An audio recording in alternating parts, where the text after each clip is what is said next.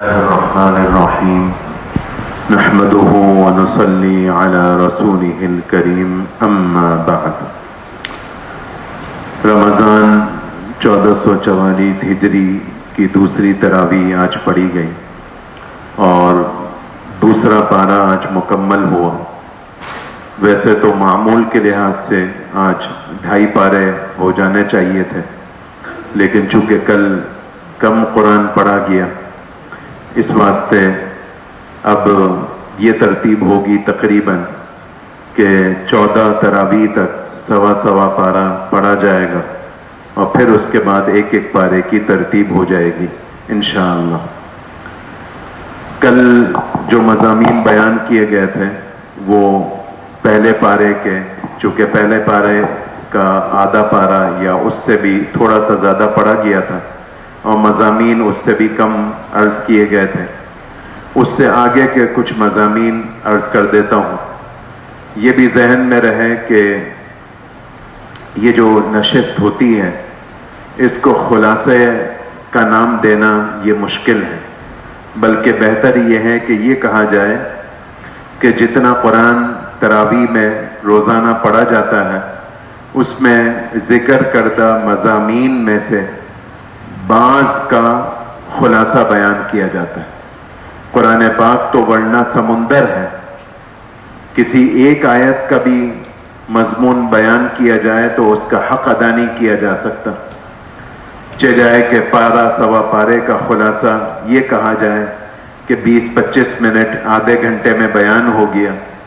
اس لیے یہ بہتر ہے کہ کہا جائے کہ جو قرآن پڑھا گیا اس میں جو مضامین آئے ان مضامین میں سے بعض یعنی منتخب مضامین کا خلاصہ پیش کیا گیا۔ ان میں سے اگلی بات جو پہلے پارے کی ہے وہ یہ کہ اللہ تعالیٰ نے بنی اسرائیل کا ذکر تفصیل کے ساتھ اس پارے میں کیا ہے، اور صرف اس پارے میں نہیں بلکہ بنی اسرائیل کا تذکرہ قرآن پاک میں بہت سارے پاروں میں پھیلا ہوا ہے۔ اسرائیل یعقوب علیہ السلام کے ناموں میں سے ایک نام تھا، اس لیے بنی اسرائیل کا معنی یعقوب علیہ السلام کی اولاد۔ ان میں یعنی بنی اسرائیل میں اللہ تعالیٰ نے انبیاء علیہ السلام بہت سارے بھیجے۔ عام طور پر ذہن اس طرف چلا جاتا ہے کہ بنی اسرائیل سے مراد وہ لوگ ہیں جو موسیٰ علیہ السلام کے زمانے کے تھے، تو بے شک موسیٰ علیہ السلام کی بھی بعثت اور رسالت بنی اسرائیل کی طرف تھی، لیکن بنی اسرائیل کی طرف صرف موسیٰ علیہ السلام نہیں بھیجے گئے بلکہ بطیر نبی بنی اسرائیل کی طرف آئے۔ ہاں یہ ضرور ہے کہ اس پارے میں جن واقعات کا ذکر ہے بنی اسرائیل سے متعلق وہ زیادہ تر واقعات وہ ہیں جس کا تعلق موسیٰ علیہ السلام کے زمانے سے، اور ان واقعات میں سے بعضوں کا بیان آگے بھی آتا رہے گا تو وہ وضاحت ہوتی رہے گی۔ یہاں موٹی بات یہ بتانی ہے کہ اللہ تعالیٰ نے یہ فرمایا کہ بنی اسرائیل پر میں نے بہت سارے احسانات کیے، ان احسانات کے بدلے میں نے ان سے یہ تقاضا کیا کہ تم میرا شکر ادا کرو۔ شکر صرف زبانی نہیں ہوتا بلکہ شکر وہ ہے جو عملی ہو، اور عملی شکر یہ ہے کہ تم میرے کہے کو مانو۔ لیکن اس کے جواب میں بنی اسرائیل نے الٹ کام کرا اور پھر میری طرف سے ان کی پکڑ ہوئی۔ یہ پورا خلاصہ ہے بنی اسرائیل کے بارے میں جو یہاں اللہ تعالیٰ نے بیان فرمایا۔ ہمیں کیوں سنایا؟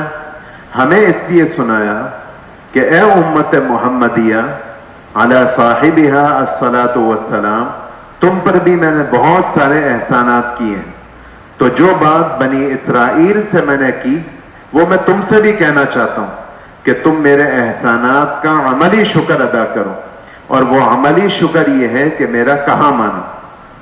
اس لیے اس ذیل میں پھر بنی اسرائیل کے بارے میں مختلف واقعات اللہ تعالیٰ نے سنائے۔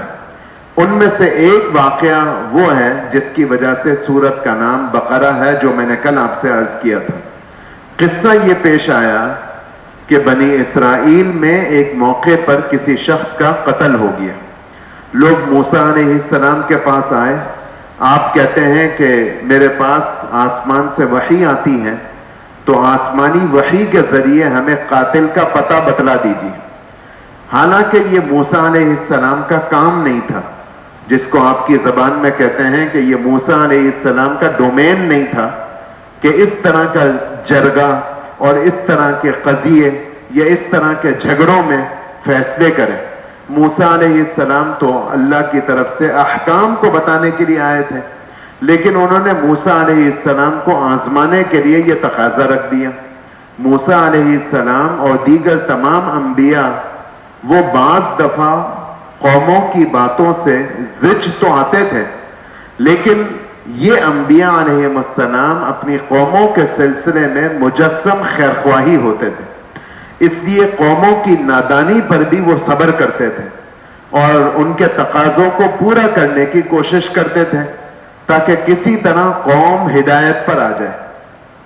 موسیٰ علیہ السلام نے اللہ سے عرض کیا کہ اے اللہ، میری قوم مجھ سے یہ تقاضا کر رہی ہے، آپ ان کو بتلا دیجئے کہ ان کے آدمی کا قاتل کون ہے۔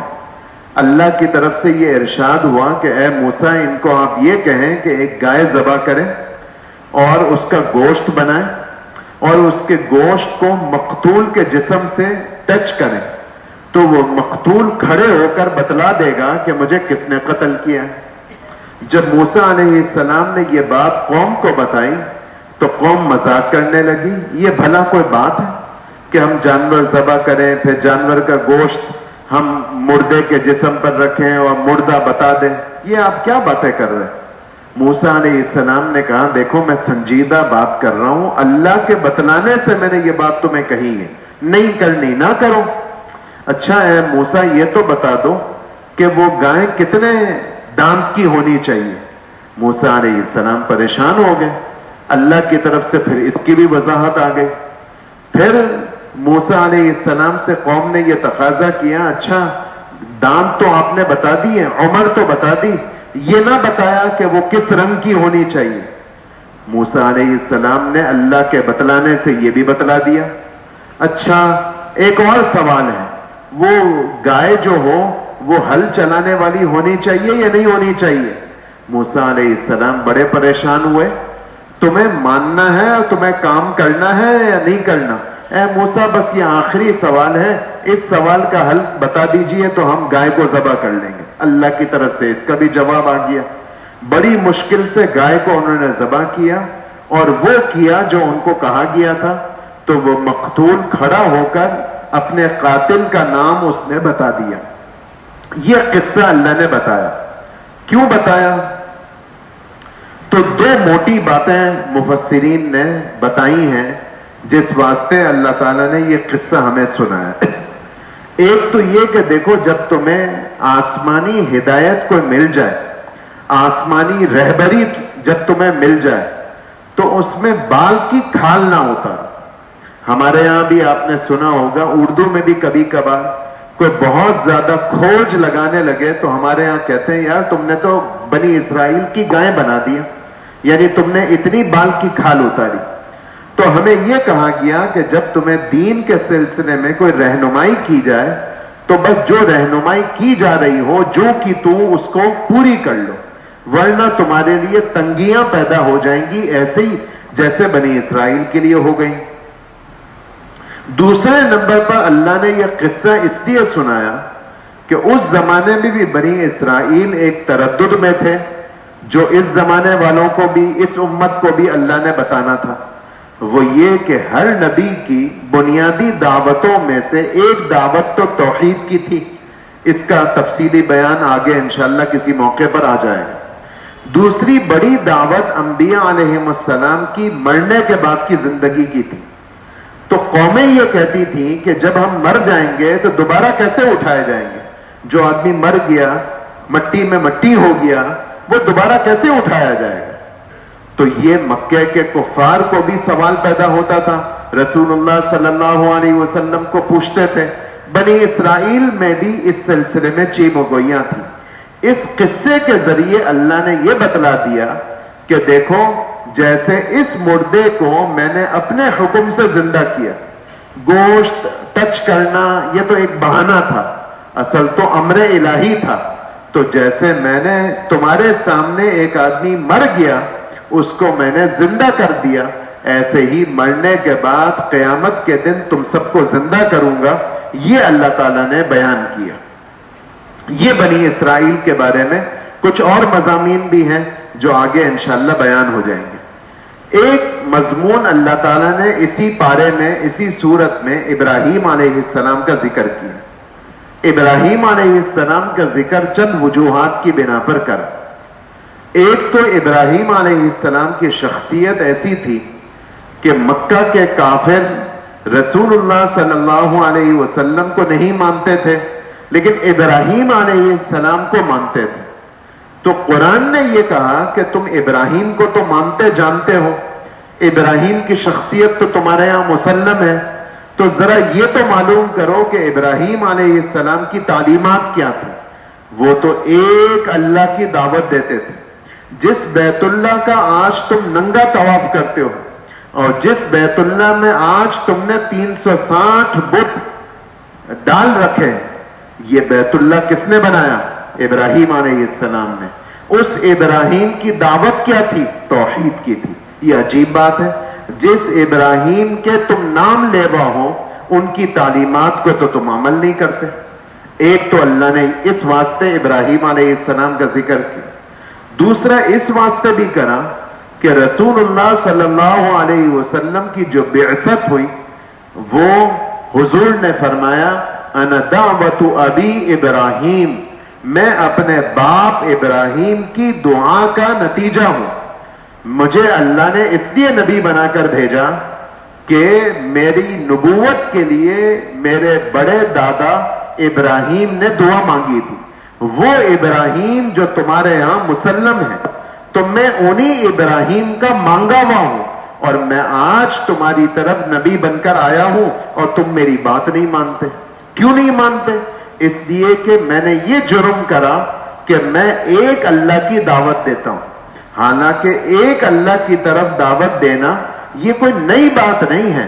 ذرا تم تاریخ اٹھا کر دیکھو کہ صرف ابراہیم نہیں، ابراہیم کی اولاد اور اولاد در اولاد جو مختلف نبی گزرے ہیں، انہوں نے مرنے سے پہلے اپنے بچوں کو جمع کیا اور جمع کر کے ان کو یہ دعوت اور تلقین کی کہ دیکھو میرے باپ، تم توحید کو نہ چھوڑ بیٹھنا۔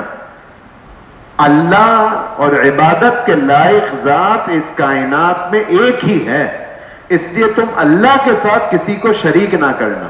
تو یہ دعوت میری اکیلے کی نہیں ہے، ماضی میں دیگر انبیاء علیہ السلام بھی اسی دعوت کو لے کر آئے۔ یہ مضمون اللہ تعالیٰ نے بیان کیا۔ پھر دوسرے پارے میں ایک تو قبلے کی تبدیلی کا ذکر ہے۔ ہوا یہ کہ رسول اللہ صلی اللہ علیہ وسلم جب تک مکہ مکرمہ میں تھے 13 سال، تو قبلہ جو تھا وہ بیت المقدس تھا۔ یہ بیت المقدس بھی بولا جا سکتا ہے، بیت المقدس بھی بولا جا سکتا ہے، دونوں طرح بولنا اور کہنا ٹھیک ہے۔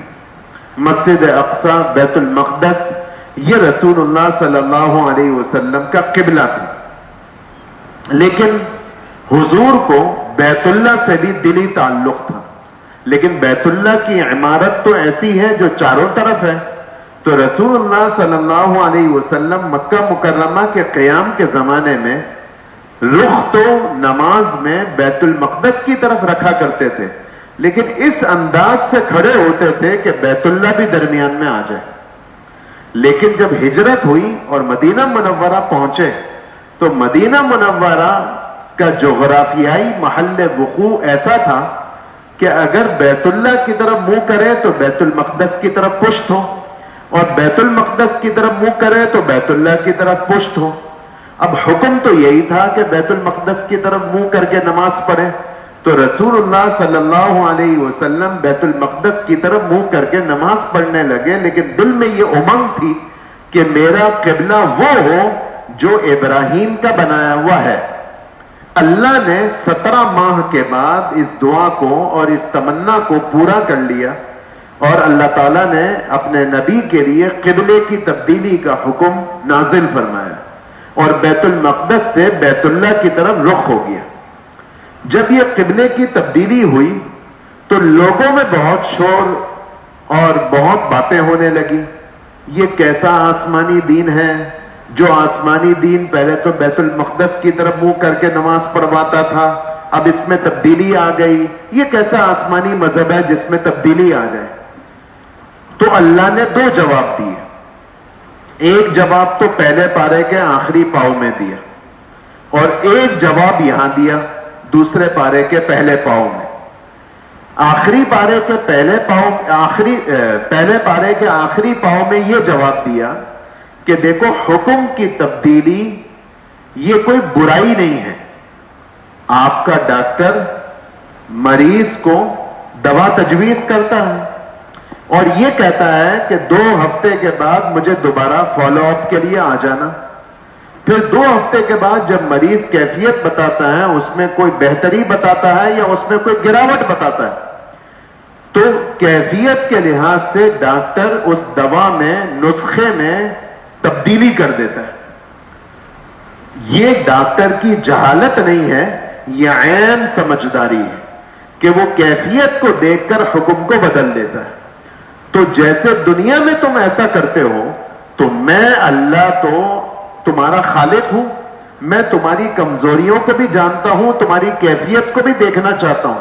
تو موقع کے لحاظ سے کیا مناسب ہے یہ میں جانتا ہوں, اس لحاظ سے میں حکم بدلتا رہتا ہوں. یہ کوئی عیب کی بات نہیں. دوسرا جواب یہ دیا کہ دیکھو, یہ جو تم اچھال رہے ہو کہ یہ کیسا آسمانی مذہب, پہلے بیت المقدس کی طرف رخ, اب بیت اللہ کی طرف, تو اللہ نے یہ جواب دیا کہ دیکھو, چہرے کے رخ کی کوئی اہمیت نہیں ہے, اصل تو میرا حکم ہے. تمہارے ذمے ہے میرے حکم کو پورا کرنا. میں تمہیں کہوں بیت المقدس کی طرف منہ کرو تو تم بیت المقدس کی طرف منہ کرو گے, اس لیے نہیں کہ بیت المقدس افضل ہے یا بیت اللہ افضل ہے, اس لیے کہ میرا حکم ہے. اور میں ہی یہ کہوں کہ اب تم بیت اللہ کی طرف منہ کر کے نماز پڑھو, تو چونکہ میرا حکم ہے اس لیے تم میرے اس حکم کو پورا کرو گے. اصل بتانے کی بات یہ کہ میرا امر اصل ہے, رخ اصل نہیں ہے. ورنہ تو تم عبادت در حقیقت نہ بیت اللہ کی کر رہے ہو نہ بیت المقدس کی کر رہے ہو. عبادت تو تم کس کی کر رہے ہو؟ میری کر رہے ہو. تو جب میری کر رہے ہو تو رخ کا کیا سوال ہے؟ یہ اللہ تعالیٰ نے پہلے پارے دوسرے پارے کے پہلے پاؤں تک اس مضمون کو چلا ہے. اس کے بعد اس پارے کے جو 3 پاؤں ہیں, آخر کے 2 رکوع چھوڑ دیں, جو آخری 2 رکعت میں پڑھا گیا مضمون, قرآن پڑھا گیا, 19ویں اور 20ویں رکعت کو اگر چھوڑ دیں تو ان سب میں اللہ تعالیٰ نے احکام کو بیان کیا. اس میں تھوڑا سا یہ سمجھ لیں کہ قرآن پاک کی 114 سورتیں, ان 114 سورتوں میں سے بعض مکی کہلاتی ہیں اور بعض مدنی کہلاتی ہیں. مکی سورت کا یہ مطلب نہیں ہے کہ وہ مکے میں نازل ہوئی, جیسے مدنی سورت کا یہ مطلب نہیں ہے کہ وہ مدینے میں نازل ہوئی. پھر کیا مطلب ہے؟ مکی سورت کا مطلب ہے وہ قرآن پاک کا حصہ جو ہجرت سے پہلے نازل ہوا, خواہ کسی علاقے میں بھی نازل ہوا. اور مدنی وہ صورتیں اور وہ حصہ قرآن پاک کا جو ہجرت کے بعد نازل ہوا, خواہ نازل ہوا ہو مکہ مکرمہ میں. پھر یہ سمجھ لینا چاہیے کہ وہ مکی صورتیں جو ہجرت سے پہلے نازل ہوئی, عام طور پر ان کا مضمون یکساں ہے. کیا ہے وہ آگے عرض کروں گا. اور جو صورتیں ہجرت کے بعد نازل ہوئیں ان کا مضمون, ان میں بھی اشتراک ہے, یکسانیت ہے. کس طرح کی کہ اس میں عام طور پر احکام کا بیان ہے. چنانچہ یہ سورہ بقرہ بھی چونکہ مدنی سورت ہے, اس لیے اس حصے میں اللہ تعالیٰ نے احکام کو بیان کی اور بہت سارے احکام بیان کیے.